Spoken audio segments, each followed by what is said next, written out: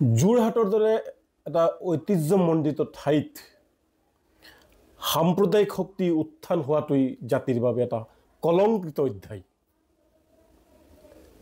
আজি শৃংখল চলিহাৰ কথা মতে মুখ্যমন্ত্ৰী ডাঙৰীয়াই তেওঁলোক দুইজনে মিলি যি আজাদ চৌধুৰীৰ ঘৰ বাৰী ভাঙিলে, বুলডোজাৰ চলাই তছ নছ কৰি দিলে, এই আমি নেমছৰ ফালৰ পৰা তীব্ৰভাৱে গৰিহণা দিছোঁ আৰু ধিক্কাৰ দিছোঁ।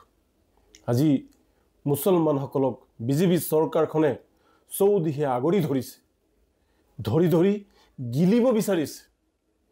একফালে উচ্ছেদ কৰিছে, একফালে ৱাকফৰ সম্পত্তি কাঢ়ি নিব বিচাৰিছে, একফালে ভাৰতীয় মুছলমানসকলক বাংলাদেশী সজাই তেওঁলোকে বৰ্ডাৰ পাৰ কৰি দিছে, আকৌ ডিটেনশ্যন কেম্পত ৰাখিছে, ডি ভোটাৰ সজাই ৰাখিছে। বৰ দুৰ্ভাগ্যৰ কথা যে ভাৰতৰ মুছলমানসকল, অসমৰ মুছলমানসকল এতিয়া সুৰক্ষিত নহয়, নিৰাপত্তাহীনতাত ভুগি আছে। ক'ত যাব, কি কৰিব, ভৱিষ্যত নোহোৱাৰ দৰে এটা পৰিস্থিতিৰ সৃষ্টি কৰিছে। আমি অসমবাসী ৰাইজক আহ্বান জনাওঁ, যিসকলে সংবিধানৰ সন্মান কৰে, যিসকলে ন্যায়ৰ পক্ষত থাকে, যিসকলে ধৰ্ম নিৰপেক্ষ আৰু মানৱ ধৰ্মক শ্ৰেষ্ঠ বুলি জ্ঞান কৰে, সেইসকল লোকে মুছলমানসকলৰ এই বিপদত থিয় হ'বলৈ আহ্বান জনাইছোঁ।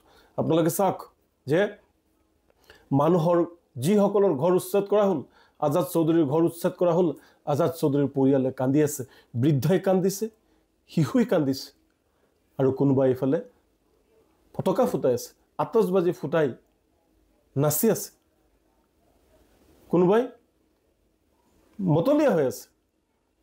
এয়ে আমাৰ বৃহত্তৰ অসমীয়া জাতি। আমি এজনে আনজনক সহায় কৰিব লাগে, কিন্তু সেয়া নহয়। আমি মিয়াৰ ঘৰ উচ্ছেদ কৰি, মুছলমানৰ ঘৰ উচ্ছেদ কৰি আমি শান্তি পাওঁ, আমি ফটকা ফুটাওঁ, আমি মুছলমান শ্ৰমিকক মাৰপিট কৰি আমি আনন্দ লওঁ, এয়াই নেকি? গতিকে বৰ্তমান সুৰক্ষিত নহয়। আৰু এটা কথা আহ্বান জনাওঁ যে যিসকল মুছলমান লোকে এই বীৰ লাচিত থানা নামৰ সংগঠনটো কৰি আছে, তেওঁলোকে এই সংগঠনটো কৰিব নালাগে, কাৰণ এই সংগঠনটো মুছলমান বিৰোধী সংগঠন। গতিকে ৰাইজ আহক, আমি সাম্প্ৰদায়িক শক্তিৰ বিৰুদ্ধে, অন্যায়ৰ বিৰুদ্ধে, দুৰ্নীতিৰ বিৰুদ্ধে আমি ঐক্যবদ্ধ হওঁ। শৃংখল চলিহা অসমৰ মুখ্যমন্ত্ৰীকে আৰম্ভ কৰি বিভিন্নজনে অসমত এটা অশান্তিৰ পৰিৱেশ সৃষ্টি কৰিব বিচাৰিছে।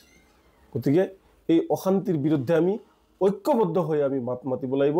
ইয়াত আমি শুদ্ধ গণতন্ত্ৰ প্ৰতিষ্ঠা কৰিব লাগিব, আমি ন্যায়ৰ বাবে আমি যুঁজিব লাগিব, মানুহৰ বাবে যুঁজিব লাগিব, মানৱতাৰ বাবে আমি যুঁজিব লাগিব। আমি হিন্দু মুছলিম কোনো নকৰোঁ, একমাত্ৰ মানুহৰ কাৰণে আমি যুঁজিম, মানৱ জাতিৰ কল্যাণ আৰু মংগলৰ কাৰণে আমি যুঁজিম। আমি সাম্প্ৰদায়িক শক্তিক উখালি দিম, আমি সাম্প্ৰদায়িক শক্তিক ব্ৰহ্মপুত্ৰ নদীত আমি পেলাই দিব লাগিব, অন্যথা আমাৰ শান্তি নহ'ব।